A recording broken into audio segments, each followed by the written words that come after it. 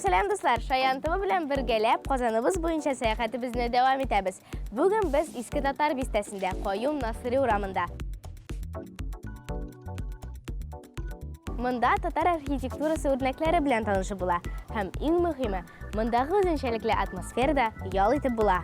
1858-89 yillarda bu yerda ma'rifatchi, falsafachi, tarixchi Shihabuddin Marjani yashagan. Eski Tatar bistesi shaharimizning tarixiy o'zagi. Mında 18-20 asır boshi tarixi ham madaniyatine bag'ishlangan 75 haykal bilan tanışıp bula. Biste 1552 yılda Qozonni Yavuz Ivan yaulab olgach tuzila boshlaydi. Ham shu vaqtda tatarlarning ko'bisin Qoban ko'li yarına ko'chiralar. Яңа урында тормыш әкренләп җайлана. Мәчетләр, йортлар, мәдрәсәләр төзелә башлый.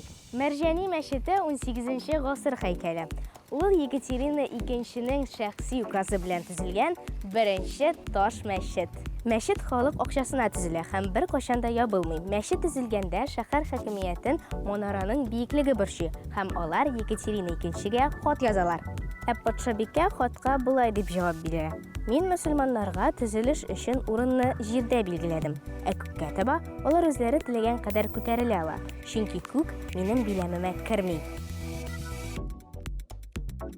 Халык үз эшен башлап җибәрә. Зәркән эше, баш киемнәре тегү белән шөгыльләнә. Көн күреш кирәк-яракларын җитештерә. Вакыт үтү белән бистә шәһәрнең иң бай өлешенә әверелә һәм игътибарны үзенә һәр вакыт җәлеп итә.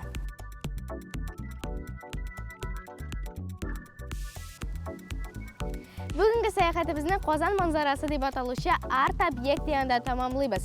Эски Татар бистәсе тарихы белән без таныштыруыбызны дәвам итәчәкбез. Шаян ТВ белән туган як тарихын өйрәнегез. Сау булыгыз!